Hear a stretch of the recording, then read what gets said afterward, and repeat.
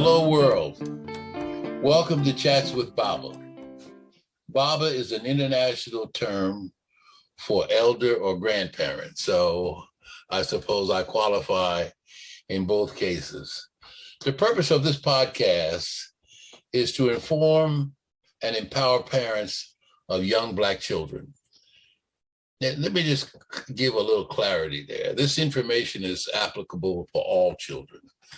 My target audience is the parents of young Black children, simply because as a professor, when I look at the reports and the data, our children, primarily young Black, many young Black, are behind in literacy, i.e. math, reading, writing, and the application of technology.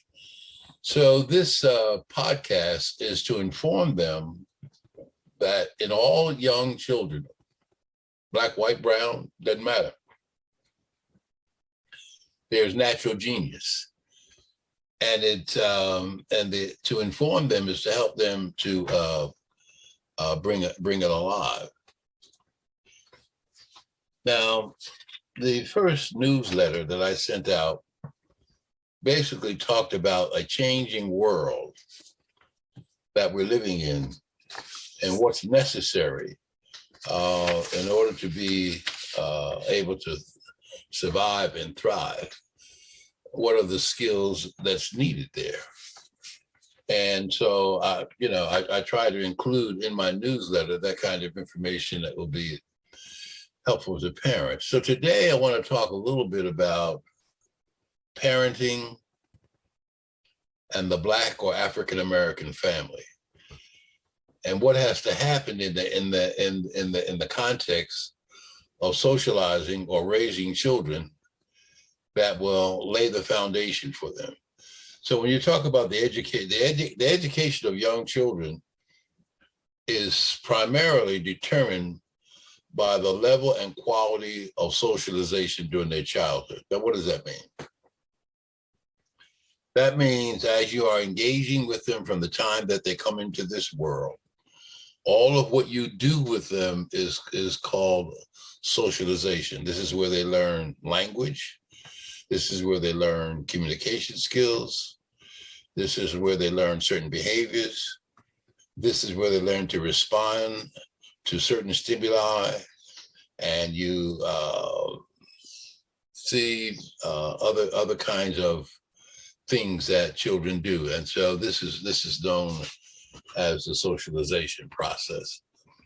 What concerns me, and I don't want to be overly academic, but one of the major reports that comes out from the U.S. Office of Education is how well schools are doing when it comes to literacy. And overwhelmingly, lots of children in urban schools just aren't doing as well as they could be. So I want to talk a little bit today about the whole area of parenting and what can be done to strengthen the socialization process. And it seems to me that by doing that, it will improve the quality of what goes on. Some years ago, you heard the statement, it takes a whole village to raise a child. It comes out of Yoruba, Nigerian, and former First Lady Hillary Clinton in 1998 was given credit for that. It takes a whole village. Well, that's not quite accurate. There's a book written by Bonsika Fukia from the Congo, and the book is called The African Art of Babysitting.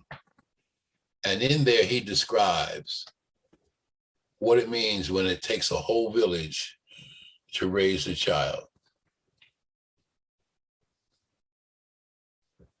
Within that context, elders have a significant role in helping young parents to bring up their children, to raise their children.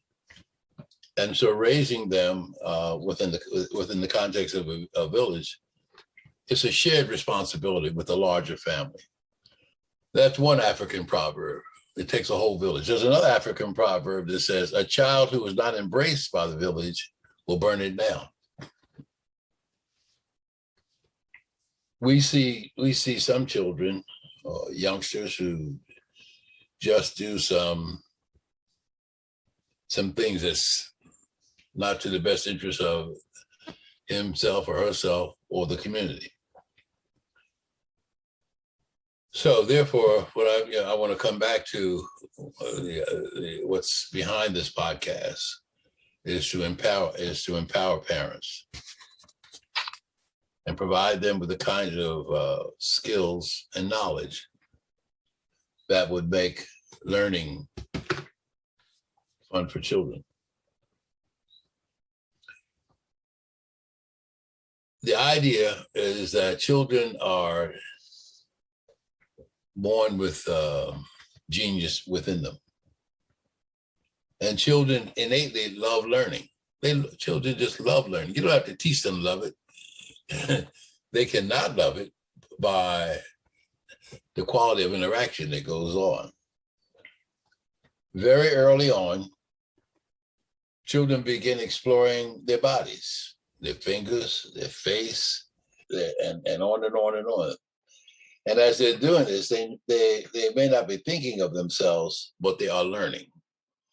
They're learning about the body and its parts, what functions, what they do, and on and on and on. So while they're doing this, they're also developing a sense of esteem. Who am I? Who am I? And how all these parts work. And what does it mean to have a healthy sense of self-esteem?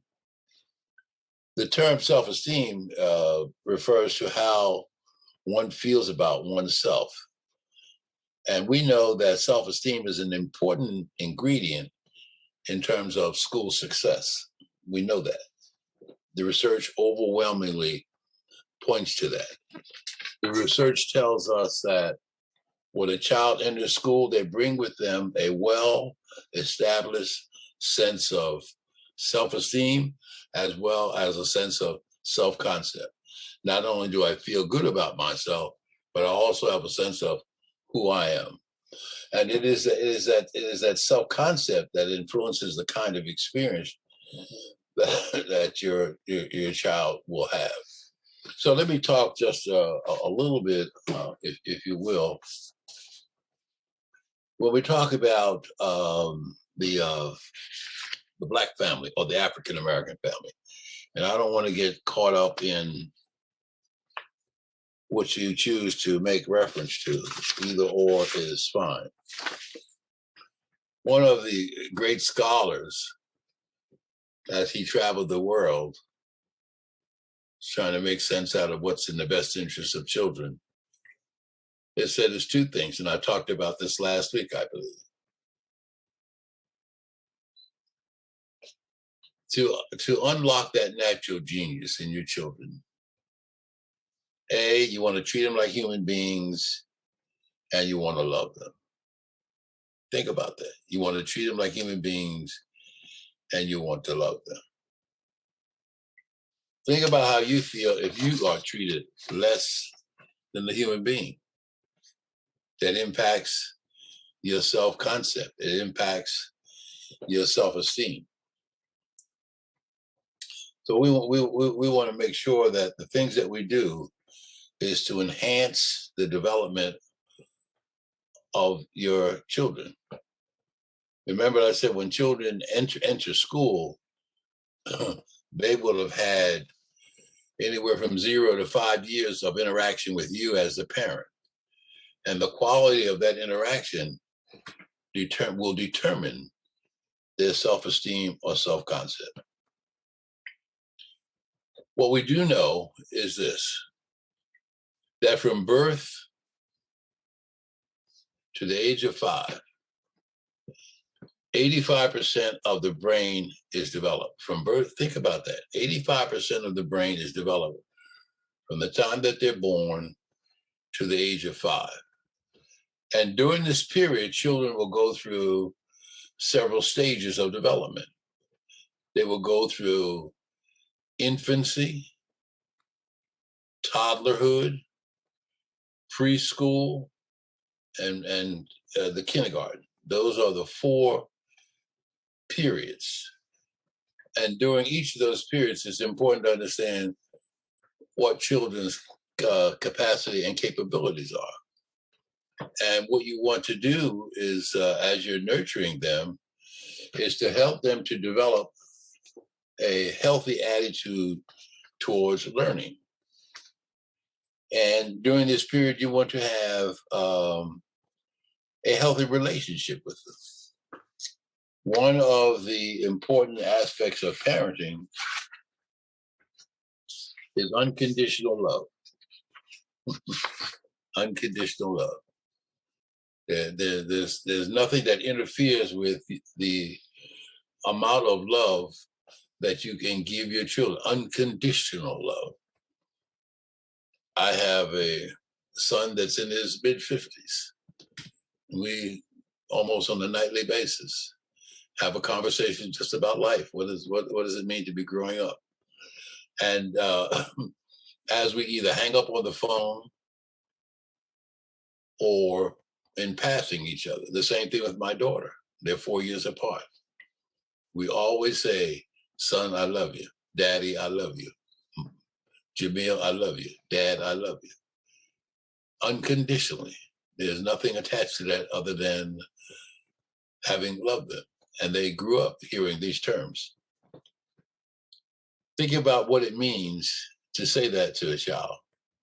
Think about what it means when a child hears those words and there's no condition attached to them. It is unconditional love. That's absolutely important to know that one is love without anything being attached to it. Another principle is that of reciprocity. Okay, reciprocity. What you share and give, you do it willingly. There are no conditions to it. So all of these are elements that help to build children's sense of self, self-esteem, and so forth and so on. As children, let me back up, please. When you talk about unconditional love, and we talk about reciprocity, children are developing a sense of self. And as they develop this sense of self, they're becoming competent and capable. And every time you engage with them and you affirm this, it's just like, as the good book says, you put on that coat of armor. You are affirming how they feel about themselves. And what the research tells us, children who have high self-esteem and are supported by their parents have a tendency to do well in school. And do not only to do well in school, the data and the research shows us how well they perform in all other arenas besides education. So it's important that in the parenting process, unconditional love, reciprocity, and feedback, affirming them in terms of their self-esteem, affirming them in terms of their self-concept, goes a long way in shaping them. Another important point in the process of parenting is the expectations that you have for your children. Okay, the high expectations shape their self-esteem. If you believe that your child will do well in school and you support him or her, the probability is that they will do well. They know that they have the backing and the support of their parents. They know that the things that you value, you share with them. You guide them. You enable them to work through things with your support. You don't necessarily do things for them, but you support them. And as they are matriculating through the school, they also have a healthy attitude that was learned at home. That's why I was saying, let me back up. That's why I say 0 to 5 is so critical. 0 to 5, I can't say enough about what occurs during the 0 to 5 years. The 85% of the brain, the attitude towards learning, healthy self-concept, healthy self-esteem, a sense of culturally who they are. All of these are elements that will contribute to their survival as they are growing up and developing.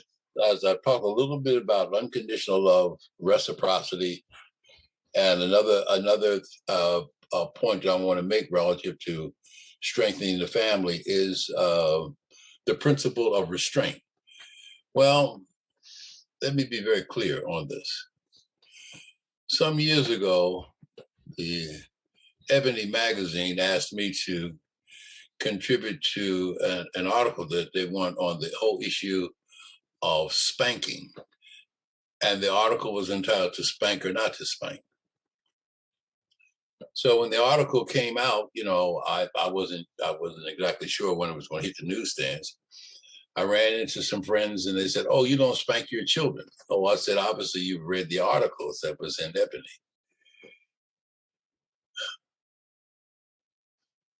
That's a personal thing. There are children who are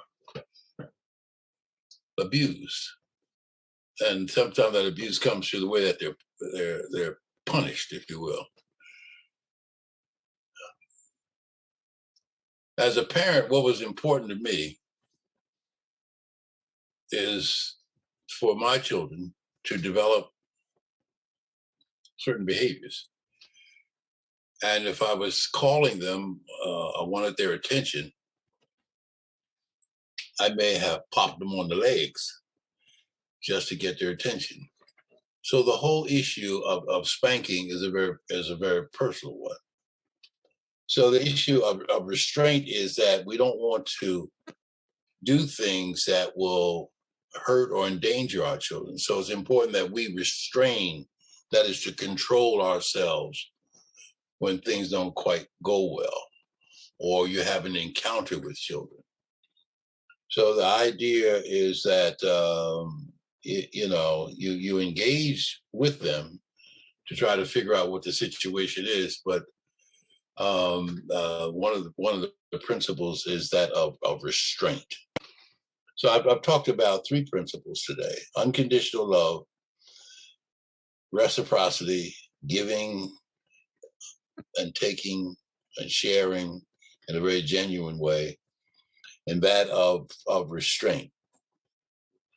I'll talk a little bit about the issue of early socialization and how that contributes to the children's self-concept, self-esteem, and all of these elements contribute to the child's attitude about learning and how they are and how all those things contribute to their attitude towards learning, towards school.